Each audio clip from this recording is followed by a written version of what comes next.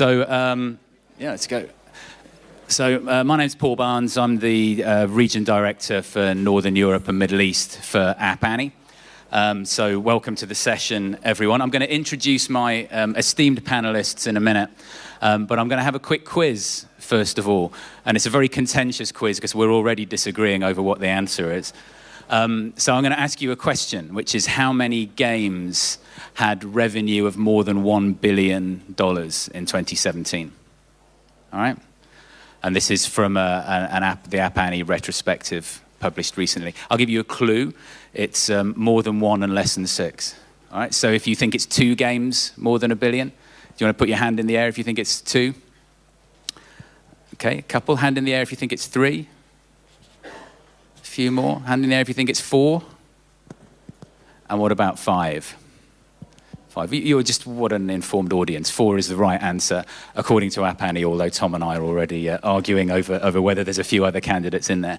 And I should congratulate both these guys here, actually, Aras for Lineage 2 Revolution and Tom for Fantasy Westward Journey, both up there in the top of the charts. So I think there's 2 things come from that, right? One of which is, if you're looking globally at revenues and at size of markets, you have to start with these 3 markets, because of all of those games, every single one of them comes from these markets. Every single game over $1 billion revenue in 2017 came from these markets, and that's true whether exactly what the number is. So that's that. And the second thing is what amazing panelists we have, because we've got representation of 2 of the companies in that list, so it should be a good discussion. So with that in mind, I think I'm going to ask the guys to introduce themselves first of all, and just give us a little bit about your experience in these markets, and then we'll take the discussion from there. So Joyce, would you like to kick us off? Yeah, okay, yeah. Hello, everyone. I'm Joyce Xu from Zplay. I'm the Vice President of Zplay, in charge of Zplay's overseas business cooperation and investment, and also some strategic cooperation. Zplay is a game publisher and developer. For 8 years, we published over 200 games, and and also cooperated with foreign developers from over 20 countries. Because the most games we publish are Carol games, so we started to build our ads platform in 2014, and now as well platform including SSP, DSP, Ad Exchange, and also Playable Ads and Network. Thank you. Okay, thanks. Tom? Hello, everyone. My name's Tom. I work for NetEase China, which is a very large publisher and developer, about 16,000 people. What NetEase does essentially is develop a lot of mobile games these days, less and less PC. And although we're very dominant in China, about 25% of the entire market, people in the West don't know us as well. However, that's starting to change, because you might know about a game called Rules of Survival or Knives Out, essentially the battle royale games on mobile. And those are developed by NetEase teams. So slowly our company is coming west as well, and I think it will be one of the topics on the panel today. But yes, that's pretty much it. My role at NetEase, I do licensing, so I look for content in other countries to bring to China, or for opportunities for our games to go to the West, or perhaps use a specific IP that's very popular. Thank you. So my name is Aras. I'm currently working as the CEO of Netmarble EMEA region since 2013. Netmarble is a 17-year-old company born in Korea, and currently we own the IPs like Lineage 2 Revolution, Marvel Future Fight, and our family include recent acquisition of like Kabam from US and Joy City. So we are also a large family, like 3,500 people. And like you said, like we mostly work on action RPG and RPG and mid-core to hardcore titles. And my role includes the investment, merger acquisitions, and publishing, marketing, and game operation in EMEA region. Okay, great, thank you guys. So I want to start by putting some context to it and saying just how big are these markets and what's the kind of growth rate on it, to give us some context, and then we'll start to dive into why they're different and what people can learn from that. There was one slide, I don't know if it found its way to the AV teams. There was a slide from the App Annie retrospective. No nodding, shaking heads at the back. Okay, that's fine. I'll read it out. So App Annie published the 2017 retrospective last week, which is obviously worth a look at if you have any interest in these kinds of market analysis figures.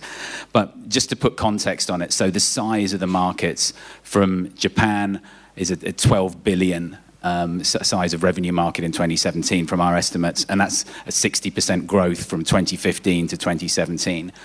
China, very similar in terms of size, but the growth rate, what we track as growth rate from 2015 to 2017 was 250%.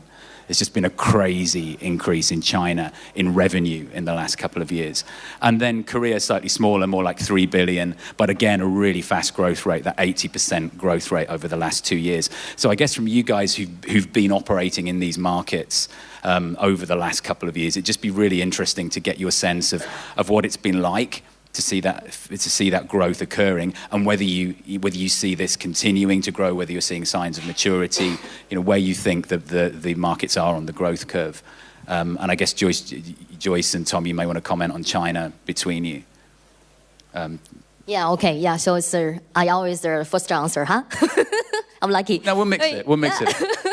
I'll keep you in suspense. Okay, yeah. So it's actually it's Zplay is based in China, but we also publish games globally, and also I read some data from App Annie also. Yeah, so there is some data I just want to share. Is according to some third-party marketing agencies, there some data sharing. Is in 2017, the revenue scale of China Mobile has achieved about over 100 billion. Yeah, so it's a huge market. Yeah, I think the China market has ranked in the #1 mobile market actually. And also the mobile game users, the amount of mobile game users is about 550 million. Yeah. So in 2017, we found the Chinese users actually they like many kinds of games. Yeah, so some hardcore core games are really popular in China actually. So maybe I think it's Tom will share a lot. Yeah, so it's the carol game is like an IO game, and also it's a survival game, and also a mobile game is really popular. And recently, in the end of 2017, a kind of new game. It's a kind of dating game. It's also got a really success in China actually, and also we found even though it's the hardcore game, mid-core game has got really good success, we found that the Chinese users, they still really like their carol games actually. So they are searching on all kinds of app stores and just to find some very interesting carol games. So we still really believe there is a big amount of carol game user skill in China actually. And we also found that there are some Android stores, they recommend some indie developer games got a really good DAU growth in China in 2017. Yeah. That is all the things we found, and also for the ads model in China, Android stores is already open on most of the China Android stores. So all the things we feel is very exciting. Good. And is it similar for you, Tom? I mean, do you expect to see continued growth at this rate in China? There absolutely will be more growth. To answer your question of what has driven this massive growth in the past 2, 3, maybe 4 years, I essentially identify 3 factors. One is the sheer amount of people that are in China that are just able to play games. And currently we're about 550 million smartphone users. So just the amount of people helps a lot. Then secondly, it's the willingness to spend. Like in the West, we are slowly getting more used to spending money on something we do on our mobile phones or just in passing, as opposed to taking the time or doing a premium purchase or anything like that. And thirdly, there is the fact that the Chinese economy is still doing very, very well, better than most countries in the world, which means that the amount of additional income people have each year that they can now go and spend on games is also growing. So all these factors together lead to this massive growth, but we are seeing that the factor of people, so the amount of new people coming in the market every year, that's pretty much matured. We've only seen about 5% growth as opposed to 50%, 100%, 200% in previous years. So we reached a threshold there pretty much.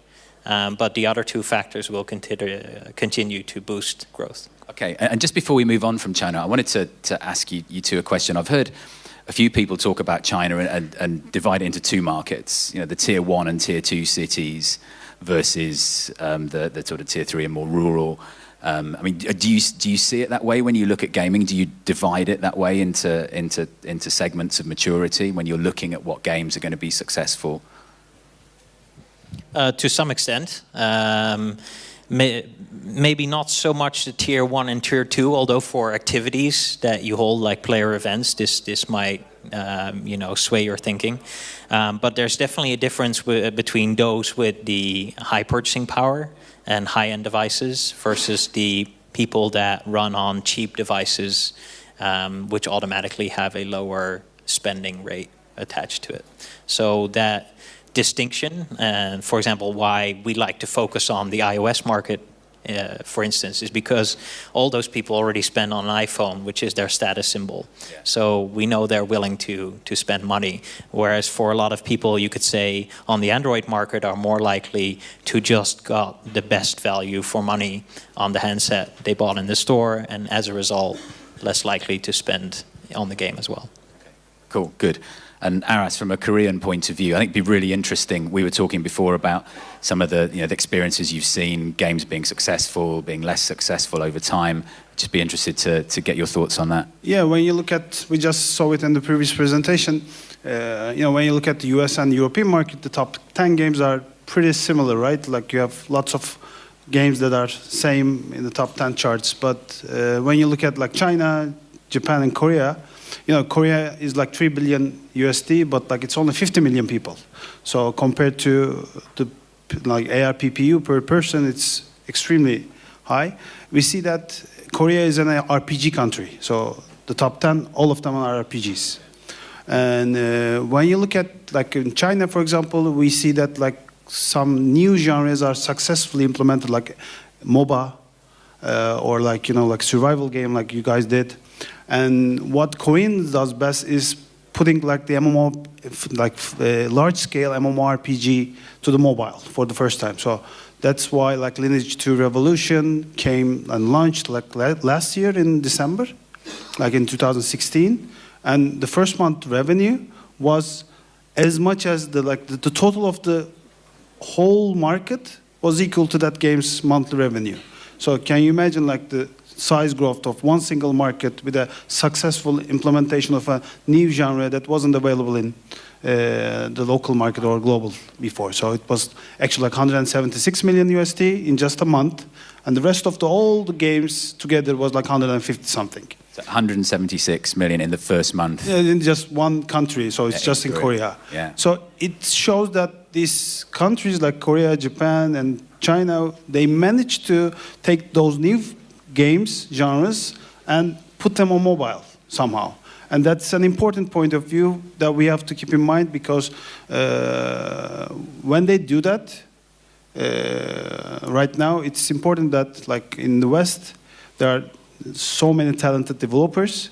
So if they want to be successful in Asia, they need to take this into consideration, because these guys already started playing MOBA on mobile, like, that 70 million DAU in Arena of Valor in China only. So, and your game is like incredible right now. Again, like it's number one. It's the amount of DAU is like out of this world. So we have to understand that to be successful there, you have to be multiplayer online somehow, and you have to bring something new to their tastes. And the content consumption is so large compared to Europe.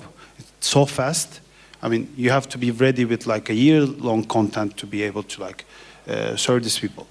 Yeah, and that affects not just the content, that's the game mechanics as well, right?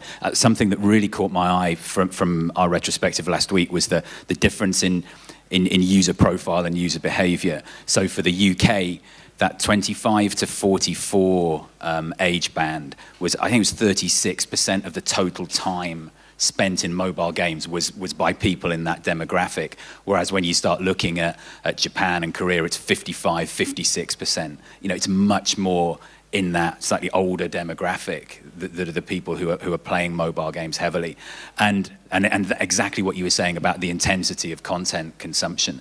It was, I think, if you look at the top 10% of gamers in Europe compared to the big three markets here, in these markets they're spending three times as many hours a day, if you like, actually playing games. Just gonna give some data about it. Like for the same game, we experience like 6 hours per day in Asia and 1.5 hour per day in Europe.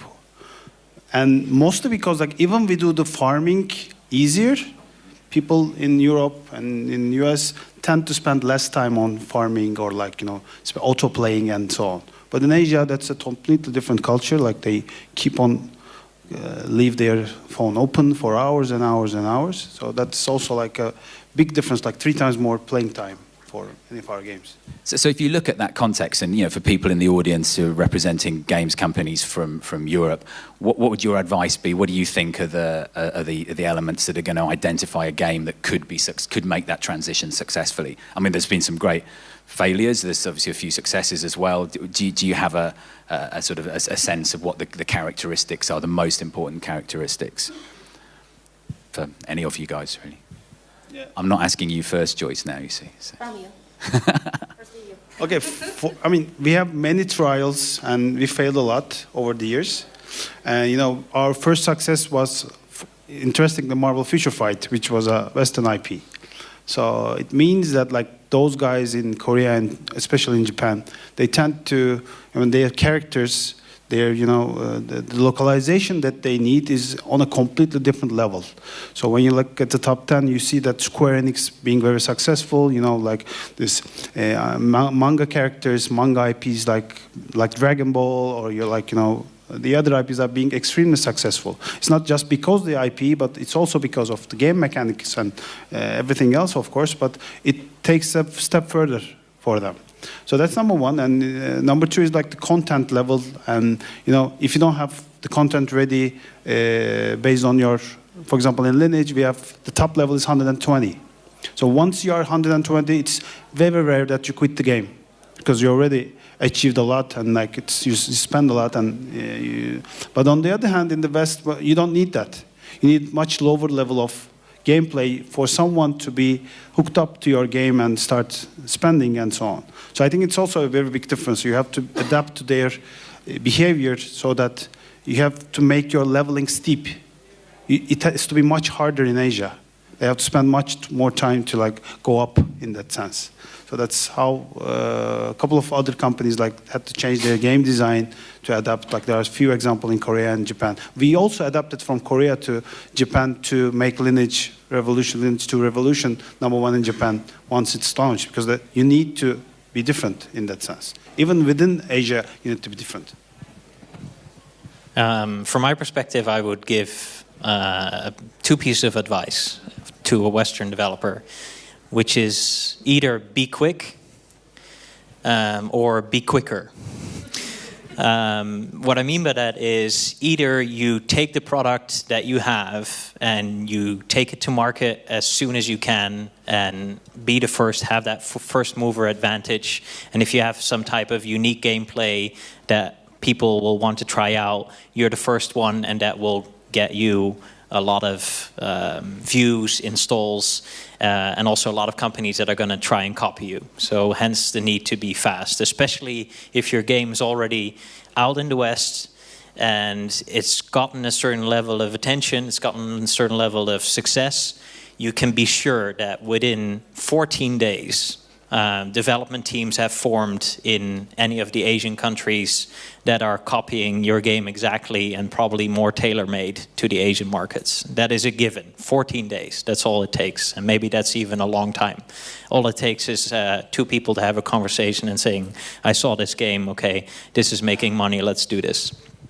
So that's one track. The other track is be quicker, which essentially is you still take your time in getting content ready.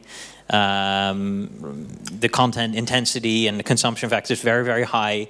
All of the games that we release in China, we already have 3 months of content ready when we launch the game, because in the first 3 months you don't have time to build content. You're busy fixing things, you're busy addressing community issues that you found or other optimization issues, but you have to push out content like every 2 weeks for the big titles. So you have to be quicker in this sense by beating other teams that are trying to do the same thing. You still can take a little bit longer, but if you're moving second, third, like for example what we're going to see with Battle Royale on mobile, with PlayerUnknown Battlegrounds coming to mobile. Yes, there are plans, but the market's already been taken for a large part, right? The question is, do you still have a chance? And from experience, in most cases, even if you were the first one with the idea or you were the original creator, your chances of success are very, very slim. Okay, good. Joyce, anything to add to that? Yeah, so it's after Tom said, yeah, the things I feel a little bit pressure, but anyways, we are doing the carol game publishing. Yeah, so it's for the hardcore games, the market is really hard. It's in a higher competition, but for the carol games publishing, we still think we can say many kind of carol games can get a big amount of users actually. So our suggestion is keep innovative actually. So it's develop the innovative team, innovative game, and to get the users. There is one of our games where our brother companies are publishing recently. The game is now is the top. I think it's top 4. Yeah, so it's get about more than 300,000 downloads per day. Yeah, so it's really fast, and then we think it's keep innovative, and the China market is really big, and Chinese users, they like all kinds of carol games. So try.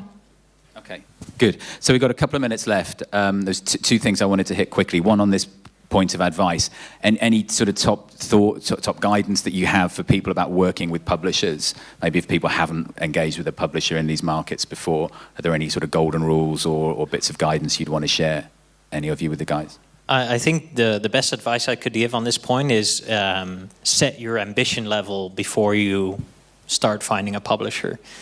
Some publishers are really good at covering the niche markets. Some publishers are really good at covering the top end of the market. And if you don't have the right expectation or the right ambition level for your particular product, you're going to end up with a mismatch. For example, if you're thinking that your game is going to go in the top 50 grossing in any of the Asian markets, well, you better put your whole company and development team on the Asian market, or else you're not going to make it. If you're just thinking this is incremental revenue, then there are a distinct set of publishers that are very good at, in a low effort, low key kind of way, getting you that incremental revenue. So I'd go from that perspective. Okay. That's good advice. Thank you. Okay, so I think the publisher should provide a total solution for the developer, yeah, including localization, monetization, and also marketing promotion, all the things. And also, I think as for example, our Zplay's value is we are creating the value to developers. So it's we publish in carol games, and then we build our ads platform. All the things we just want to get more user, and then to get a good monetization from the games. So that is what we do. So other solutions we provide to the foreign developers, and then we try our best to get more users for their games and a higher revenue. Okay, good stuff. So I'm going to look at you, Aras. So the final thing we were talking about a bit before was we've looked a lot at Western games going to Asia here. What about Asian games coming to the West? Just a final thoughts on anything that we're. Do you know anything about that? No. Yeah. like I said, like we have multiple games that are like enjoying success and enjoying failure within Netmarble, because we have a deal with both Hasbro and Disney, and we have Star Wars Force Arena, like Marvel Future Fight, Marvel Contest of Champions. You know, we have some of the Lineage to Revolution right now, and so on. So some of them like really enjoyed really good success at the moment. But what I would say that it's also important for us to understand that the marketing mechanics are completely different in these two different parts of the world. Like in Asia, you know, most of the things are going through Line, Kakao, and you know, WeChat and so on, where like socially people are connected to each other through a mobile platform. So they invite each other, they talk to each other over there. But in the West, we have like stuck with WhatsApp, or like, you know, the penetration of that kind of social medium is pretty low. So you are mostly have to go through influencers more than ever, and like you have to go to like A-star list stars, like, you know, we work with Conan O'Brien, people work with like Arnold Schwarzenegger or whatever. So it's also important to like take good care of that, because it's a large geography. So for that, like for an Asian developer or an Asian publisher, it's extremely important to work with someone who knows the local markets, because France is different, Germany is different, and you cannot easily be successful in all of them. It's pretty similar to Asia in that sense. So, I would like suggest to like talk and meet with those people to understand and spend time in each region. Yeah. Okay. It's already to. Yeah, you were telling me about the impact of influencers in Korea is pretty strong as well, right? Yeah, exactly. Like in Korea, it's you know, you cannot go out in the market and be top 10 without working with a top K-pop star or, you know, movie star. It's pretty difficult to reach all these audiences at all. Good. And Tom, did you want a last word on this, on the idea of games coming from Asia to the West? Any predictions for 2018? Well, any predictions may be hard to say, but I want to paint a picture of what you should expect. So in Asia, it's now a red ocean, absolutely. I mean, Chinese developers that I talk to, they say, oh, we're going to launch a game in Europe because it's so easy. Right? They say, like, if I compare this to what level of competition I have in China, I will just give up the Chinese market and I'll go directly overseas. But also for the companies that are successful in China, they've got the market share. For each extra % of market share, they have to battle really, really hard.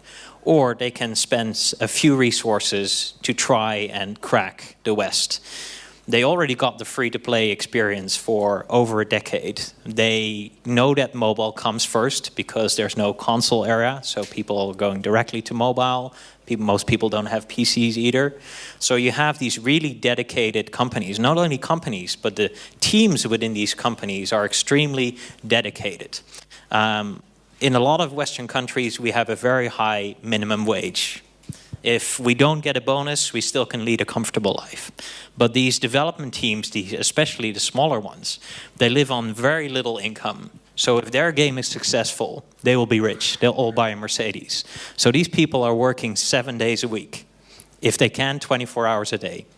I can tell you, in our company, by default, if a game goes to market, we're on what we call 9 to 9, 6 days a week. And if it's launch day, it goes to 7 days a week. And this can keep up for an entire 2-3 months at least. And people are willing to do that. They're saying this is what's needed to make my game successful. And just putting in those hours means they can get a lot more done in a lot shorter period of time. Plus it will be quicker, right? And this is what I think as a European that people need to be aware of. These Asian teams are so committed if they crack how to appeal to the audiences here, which is now a bit hit or miss.